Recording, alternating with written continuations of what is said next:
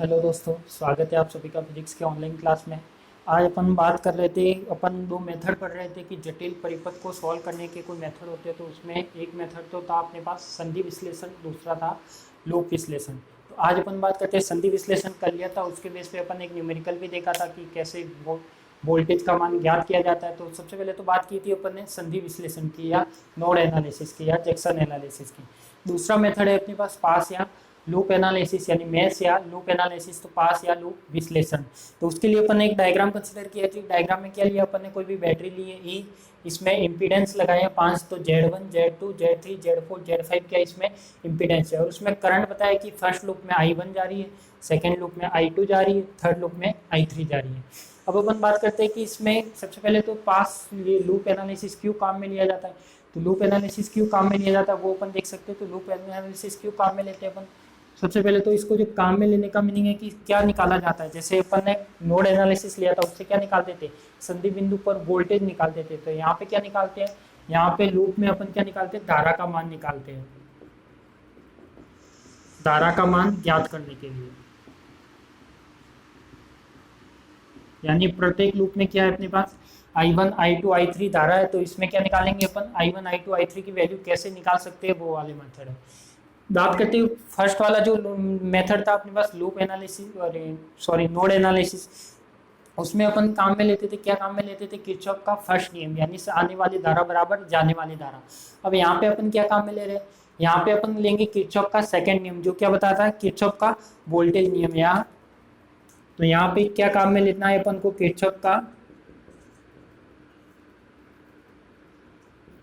द्वितीय नियम या वोल्टता का नियम। तो इस नियम में क्या करते थे अपन, कोई भी लूप मानकर लूप की इक्वेशन लिखते थे। तो वही चीज इसमें आपको करनी है। तो ये हो जाएगा अपने पास, यही मेन इंपॉर्टेंट है कि ये किस लिए काम में लिया जाता है, धारा का मान ज्ञात करने के लिए काम में लेते हैं। क्योंकि जो लूप में I1 I2 I3 है वो कैसे ज्ञात किया जा सकता है। बाकी किरचॉफ का द्वितीय नियम काम में लेते हैं। तो अपन सबसे पहले तो बात करते हैं कि इसमें कुछ करंट की डायरेक्शन देख लेते हैं अपन कि कौन सी करंट किस किस में से जाएगी।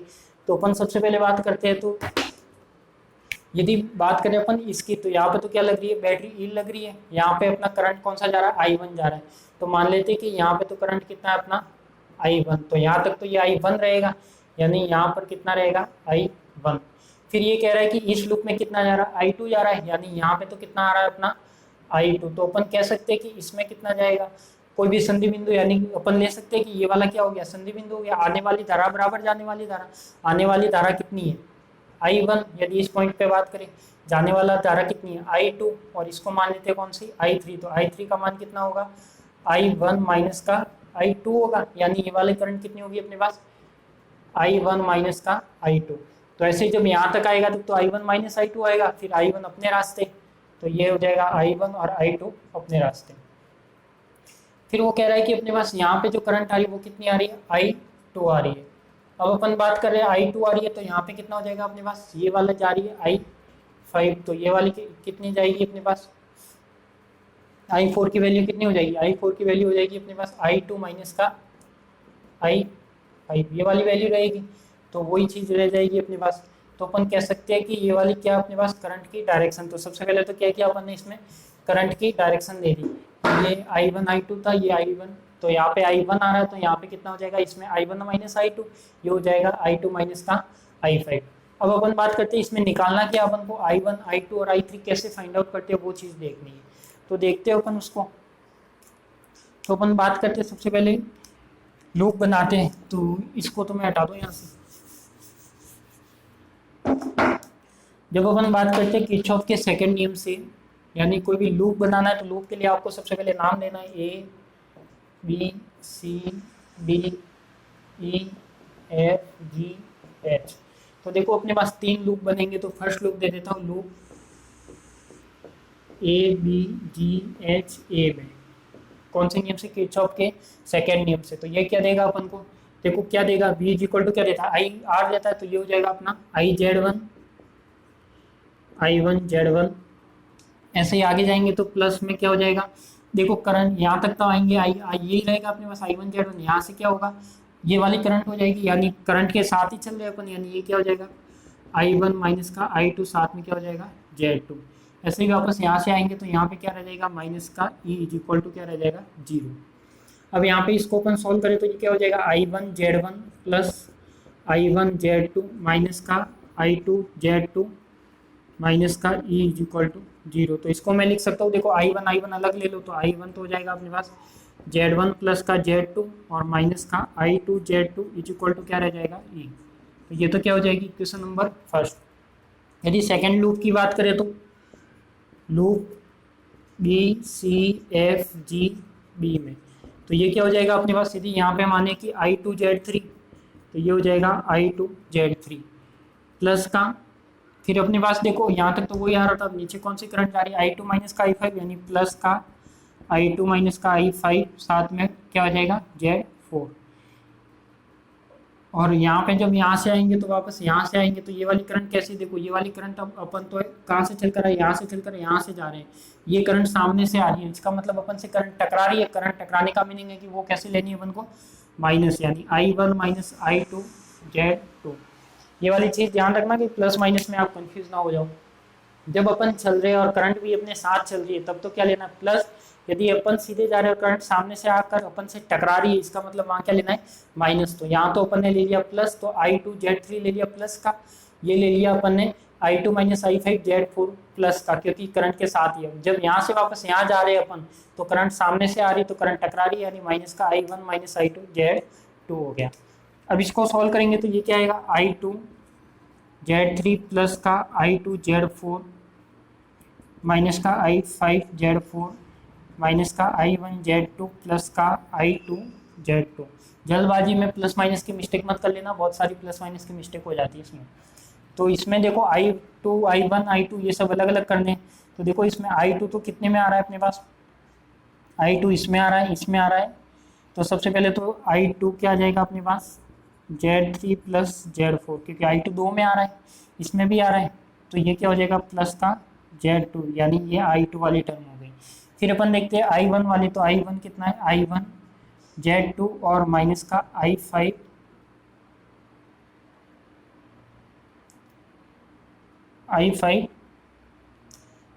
हो जाएगा अपने पास कितना, Z4।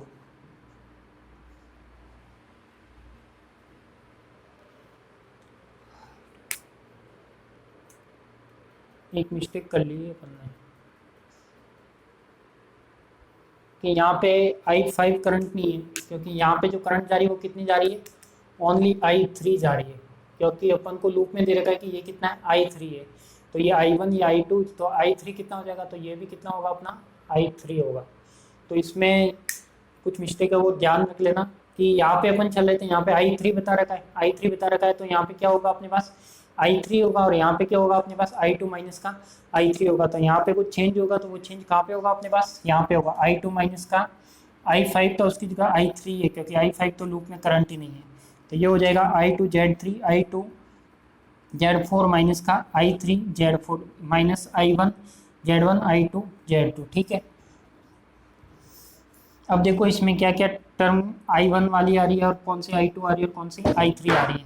तो देखते हैं I1 आ रही है कि इसमें, तो I1 आ रही है I1Z2, I2 आ रही है I2 इसमें भी आ रहा है, इसमें भी आ रहा है, इसमें भी आ रहा है, तो प्लस का I2 तो ले लिया common, Z2 plus Z3 plus का Z4 ले लिया, माइनस का I3Z4 इज इक्वल टू 0। तो एक इक्वेशन क्या आ गई अपनी, ये वाली आ गई।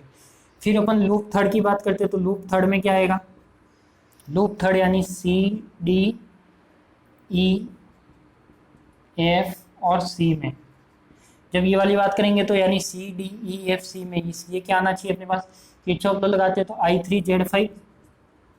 I3Z5 वहाँ से चलेंगे तो वहाँ कुछ भी नहीं है। देखो यहाँ पे I3Z5 आ जाएगा, करंट के साथ चले, यहाँ कोई एलिमेंट नहीं है। फिर यहाँ से वापस जाएंगे तो करंट सामने से टकरा रही है, यानी ये क्या टर्म आएगी अपनी, माइनस में आएगी। तो माइनस I2 माइनस का I3 साथ में क्या आएगा, Z4 इज इक्वल टू क्या हो जाएगा, 0। तो ये हो जाएगा I3Z5 माइनस का I2Z4 प्लस का I3Z4 इज इक्वल टू 0। तो ये क्या हो सकता है अपना, देखो I2 दो टर्म में, I3 दो टर्म में आ रहा है, तो ये तो हो जाएगा I2Z4 प्लस का I3 हो जाएगा और Z4 प्लस का Z5 is equal to 0। Equation number क्या आ गई, 3 आ गई। देखो अपने पास 3 लूप थे तो अपन ने क्या किया, 3 इक्वेशन निकाल ली किरचॉफ के सेकंड नियम यानी वोल्टा वाले नियम से। तो ये हो गई अपनी तीनों इक्वेशन। अब अपन क्या करते हैं, अब अपन को निकालना है कि I1 I2 I3। तो अपन तीनों इक्वेशन को देखते हुए, आप क्रेमर नियम अच्छे से मैथमेटिक्स में पढ़ा होगा कि क्रेमर नियम क्या होता है। तो क्रेमर नियम के लिए क्या करते हैं अपन, यहाँ पे ये 3 इक्वेशन है, फर्स्ट सेकंड और थर्ड, इसको सारणिक डिटर्मिनेंट या मैट्रिक्स के फॉर्म में लिखते हैं। तो यहाँ पे अपन क्रेमर नियम लगाते हैं।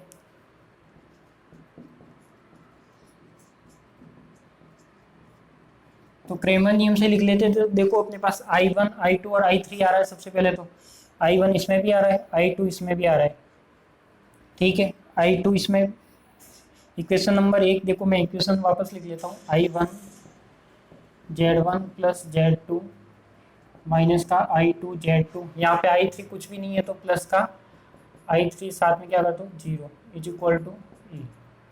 सेकेंड इक्वेशन आई थी अपने पास माइनस का I1 Z2 प्लस का I2 Z2 प्लस का Z3 प्लस का Z4 और माइनस का I3 Z4 is equal to 0। एक इक्वेशन आई है अपनी आई, इसमें देखो I1 नहीं है तो I1 क्या मान लो, I1 साथ में 0 मान लो, माइनस का I2 Z4 हो गया, प्लस का I3 Z4 प्लस का Z5 इज इक्वल टू 0। अब इसको देखो, इसको मैं क्रेमर नियम से लिखता हूँ। क्रेमर नियम से ये तीनों इक्वेशन है, आपने पढ़ा होगा 12th में या मैथमेटिक्स BSc में कि क्रेमर नियम कैसे यूज लेते हैं। तो जब अपने पास 3 इक्वेशन है, इसको सॉल्यूशन करने के लिए या इजी मेथड में बनाने के लिए अपन क्या करते हैं, क्रेमर नियम लगाते हैं। तो यहाँ पे हो जाएगा अपने पास I1 I2 I3। तो ये हो जाएगा अपने पास, सबसे पहले Z की लिखता हूँ तो Z1 Z2, फिर माइनस का Z2, फिर 0। ये हो जाएगा अपने पास Z1 Z2 plus Z3 plus Z4 और माइनस का Z4। ये हो जाएगा अपने पास 0, I2 हो जाएगा माइनस का Z4 और ये हो जाएगा Z4 प्लस Z5, यानी ये तो किसकी मैट्रिक्स बन जाएगी अपनी Z की। ऐसे अपनी I1 I2 I3 is equal to ये हो जाएगी अपनी E0 0। तो ये क्या हो जाएगी अपनी डिटर्मिनेंट या सारणिक बन जाएगी, जिसमें क्या किया अपन ने, I1 I2 I3 तीनों अलग अलग थे। तो I1 के साथ क्या था अपना Z1 प्लस Z2, तो वो लिख लिया। यदि मल्टीप्लाई करोगे तो क्या वापस ये इक्वेशन आएगी, इसका इसके साथ होगा, इसका इसके साथ होगा, इसका इसके साथ होगा, तो यही इक्वेशन बनेगी।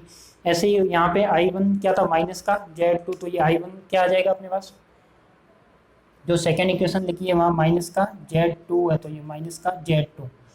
I2 की टर्म में क्या अपने पास Z2 Z3 Z4 प्लस का माइनस का Z4 है, ये 0 हो जाएगा, ये माइनस का Z4 हो जाएगा और ये प्लस का। तो ये जब इसको सॉल्व करते हो तो वापस क्या है, ये तीनों इक्वेशन ही आएगी। तो इसको मैं लिख सकता हूँ कि ये तो किसकी मैट्रिक्स है, Z की, ये Z और ये है I की और ये है E की या B की। तो अपन लिख सकता हूँ कि तो ये तो Z का रूप है और ये E का रूप है। अब अपन को निकालना क्या है, I1 I2 I3 निकालना है। तो इसके बेस पे अपन सॉल्व करते हैं। तो सबसे पहले तो क्या निकालते हैं, जो ये वाली सारणी है इसको तो मैं नाम दे देता हूँ डेल Z।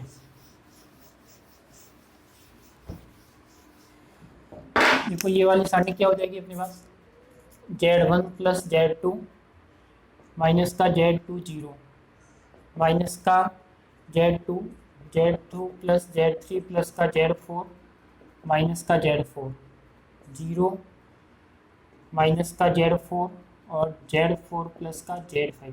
एक चीज़ ध्यान रखना कि मेरे ये Z और 2 लिखने में ज़्यादा डिफरेंस नहीं है। Z को ऐसे लिखता हूँ और 2 को ऐसे लिखता हूँ, तो हो सकता है आपको 2 लग रहा हो, तो ये 2 नहीं Z है।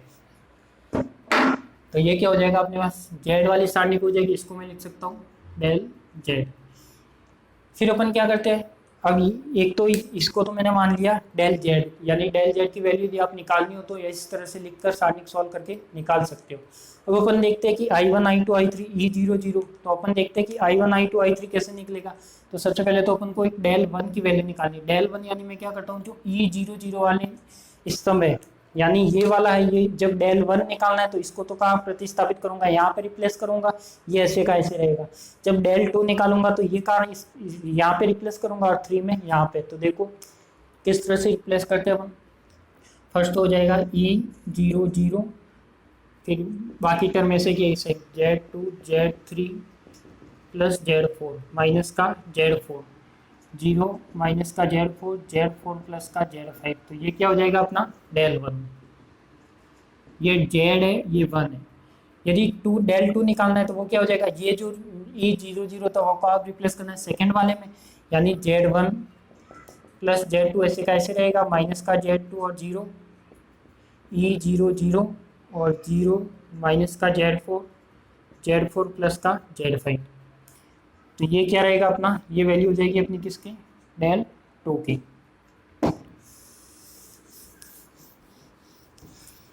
और इसके आगे क्या निकालना है अपन को, डेल थ्री। तो ये वाला ई जीरो जीरो यहाँ पे थर्ड वाले में रिप्लेस करना है, यानी Z one plus Z two minus का जेड टू जीरो माइनस का Z two plus Z three plus Z four और माइनस का जेड फोर, और ये क्या हो जाएगा ई जीरो जीरो।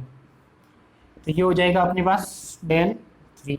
तो इस तरह से यदि कोई न्यूमेरिकल हो तो न्यूमेरिकल हो, उसमें आपको क्या दे रखी होगी, सब वैल्यू दे रखी होगी। तो वैल्यू दे रखी होगी तो आप इसको आसानी से सारणिकों को या डिटर्मिनेंट को सॉल्व कर सकते हो। तो अब यहाँ पे अपन को निकालना क्या था, सबसे पहले तो इसमें निकालना था क्या अपन को, करंट। यदि आई वन निकालना है तो आई वन कैसे निकलेगा, देखो आई वन कैसे निकलेगा, इसमें आई सबकी वैल्यू आ गई अपने पास, डेल जेड आ गया, डेल वन आ गया, डेल टू आ गया, डेल थ्री आ गया। यदि आई वन निकालना है तो आई वन किसके बराबर होगा, डेल वन अपॉन में डेल जेड के। ऐसे ही यदि आई टू निकालना है तो आई टू किसके बराबर होगा, डेल टू अपॉन में डेल जेड के। ये टू है और ये जेड है। ऐसे ही आई थ्री निकालना है तो ये क्या होगा, डेल थ्री अपॉन में डेल जेड। तो ये वाले की इससे क्या निकल जाएगा अपना, करंट निकल जाएगा। तो ये अपना क्या है, कंप्लीट मेथड है। कौन सा मेथड है, लूप एनालिसिस या मैश एनालिसिस। तो जिसको अपन ने क्या किया था, किसके लिए यूज लेते हैं, ये यूज लेते हैं अपन प्रत्येक लूप में धारा निकालने के लिए। तो धारा ये I one I two I three जो निकालना था उसके लिए यूज लिया है। तो यहाँ पे क्या किया, सबसे पहले अपन ने करंट की डायरेक्शन फिक्स कर दी। करंट की डायरेक्शन फिक्स करने के बाद क्या किया अपन ने, इस पे संधि बिंदु पर ही करंट की डायरेक्शन फिक्स करने के बाद इसमें भी करंट की ले ली, इसमें भी करंट की डायरेक्शन ले ली। फिर अपन ने क्या कि किरचॉफ के सेकंड नियम की सहायता से तीन लूप माने। तो तीन loop, first loop, second loop और थर्ड लूप। यानी ये तो फर्स्ट लूप था, ये सेकंड लूप था और ये क्या था अपना थर्ड लूप था। तो तीनों लूप का क्या लिखी अपन ने, इक्वेशन लिखी। किसके बेस पे, किरचॉफ के सेकंड नियम के बेस पे। किरचॉफ के सेकंड नियम के बेस पे इक्वेशन लिखने के बाद क्या किया अपन ने, उन तीनों इक्वेशन को सारणी के रूप में लिखा, यानी क्रेमर नियम लगाया। तो तीनों इक्वेशन को क्या किया अपन ने, क्रेमर नियम से इस फॉर्म में लिखा। इस फॉर्म में लिखने के बाद ये वाला डेल जेड बन गया। इसको ई जीरो जीरो को यहाँ पे रिप्लेस किया तो अपना क्या बना, ई डेल वन, यहाँ पे किया तो डेल टू और यहाँ पे किया तो डेल थ्री।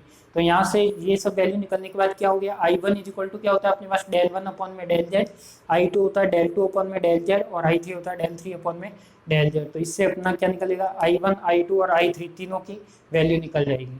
तो स्क्रीनशॉट लेना चाहो तो ले लो, बाकी आप नोट्स अच्छे से बनाते रहो, ऐसा नहीं कि कंफ्यूज हो जाओ और प्लस माइनस की मिस्टेक कर लो।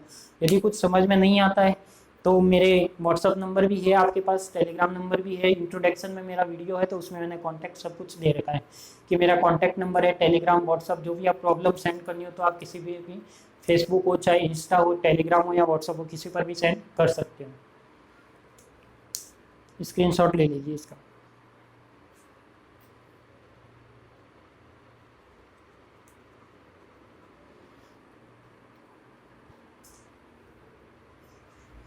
तो आपको अच्छे से समझ में आ ही गया होगा ये। तो ये अपना क्या था, लूप एनालिसिस। तो अपन ने टॉपिक स्टार्ट किया था, कल स्टार्ट किया था, जो इससे पिछली वाली क्लास थी उसमें स्टार्ट किया था कि जटिल परिपथ को सॉल्व करने के या जटिल परिपथ को हल करने के लिए कुछ प्रमेय मानो या फिर कुछ मेथड मानो। तो अपन ने दो मेथड लिए थे। सबसे पहले क्या लिया था, नोड एनालिसिस या संधि विश्लेषण, दूसरा लिया अपन ने लूप विश्लेषण। दोनों में डिफरेंस क्या क्या है वो भी एक बार बता देता हूँ मैं आपको।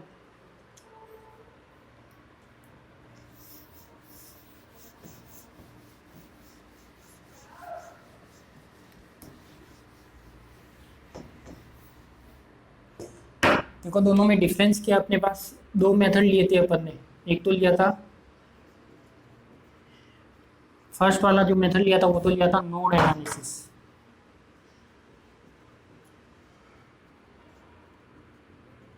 दूसरा लिया था अपन ने लूप एनालिसिस।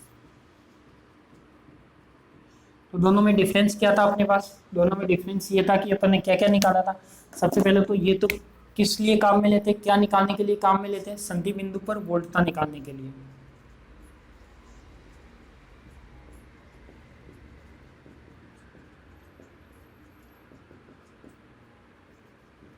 संधि बिंदु पर वोल्टता ज्ञात करने के लिए।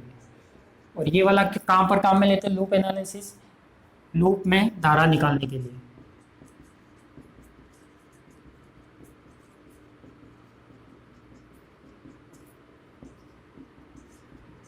लूप में धारा निकालने के लिए। फिर अपन ने क्या किया था, ये किसकी सहायता से निकालती है, वो किसकी सहायता से, तो ये तो अपन में जो काम आता है वो कौन सा आता है, किरचॉफ का प्रथम नियम।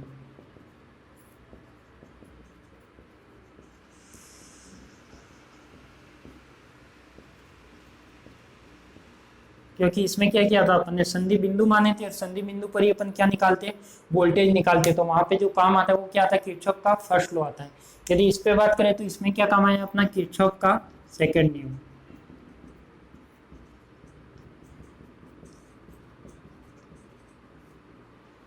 ये क्या है अपना, किरचॉफ का सेकंड नियम। तो ये क्या हो जाएगा अपने पास, किरचॉफ का प्रथम नियम की सहायता से, किरचॉफ के सेकंड नियम की सहायता से।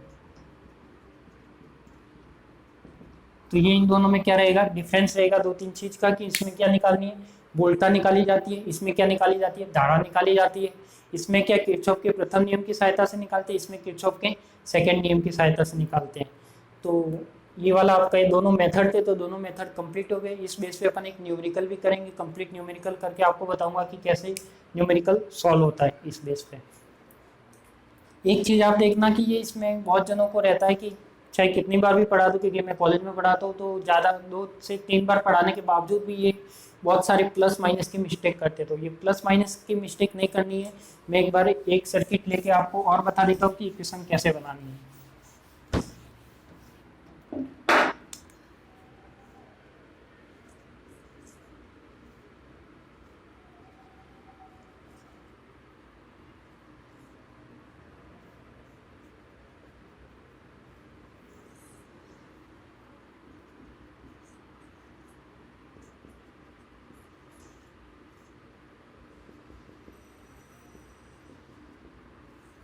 देखो एक बार ये सर्किट देख लो आप।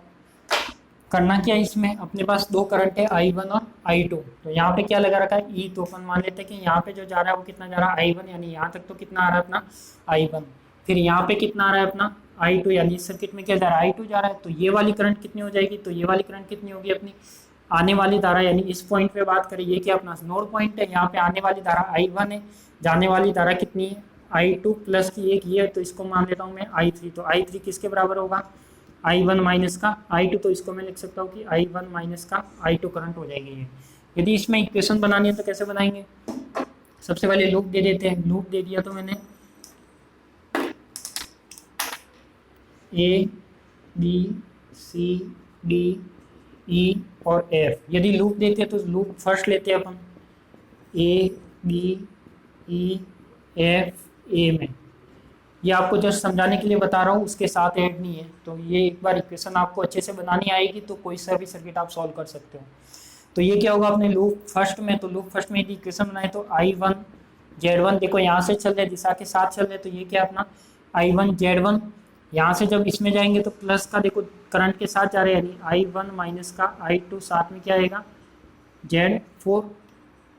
आगे क्या आ जाएगा, माइनस का ई। माइनस का ई क्यों, क्योंकि यहाँ पे चल रहे तो पहले कौन सा टर्मिनल आ रहा है, प्लस का है माइनस का, तो माइनस का आ रहा है तो माइनस इज इक्वल टू क्या हो जाएगा 0। तो अपन लिख सकते हैं कि I1 Z1 plus I1 Z4 minus का I2 Z4 minus E is equal to 0। तो ये हो जाएगा अपना I1 कॉमन आएगा तो Z1 प्लस Z4 प्लस का I2 Z4 is equal to ई। तो एक इक्वेशन तो क्या बन जाएगी, ये बन जाएगी। यदि सेकंड लूप लगाते हैं तो सेकंड लूप देखो, लूप सेकंड क्या है अपने पास, B C D E और B।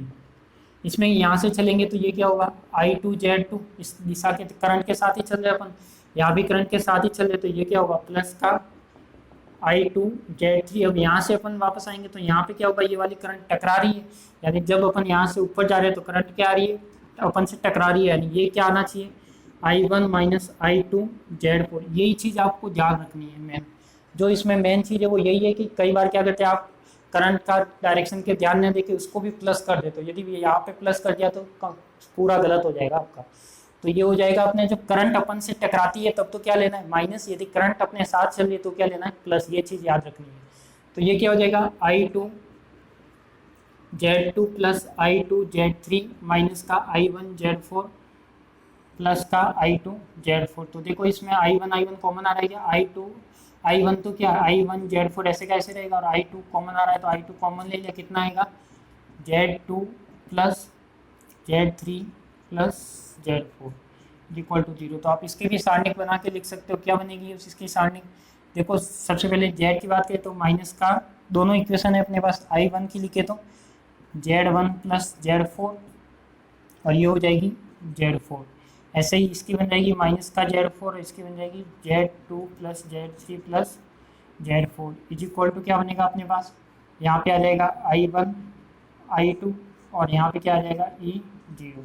तो ये भी क्या अपना, ये भी जो अपन मेथड बनाया वो भी क्या है, यही मेथड है, लूप एनालिसिस मेथड है, यानी वो इसमें क्या था 3 लूप थे, इसमें क्या है 2 लूप है, तो ये ज़्यादा इजी हो जाएगा। तो इसमें भी क्या करना है आप इसी प्रकार वही डेल जेड, ये वाला कंप्लीट क्या हो जाएगा डेल जेड, इसको यहाँ से रिप्लेस करोगे तो डेल 1 डेल 2 डेल 3, ऐसे ही I1 क्या हो जाएगा अपने पास डेल 1 अपॉन में डेल जेड और I2 क्या हो जाएगा अपने पास डेल 2 अपॉन में डेल जेड। तो ये वाली वैल्यू से आप क्या निकाल सकते हो, I निकाल सकते हो।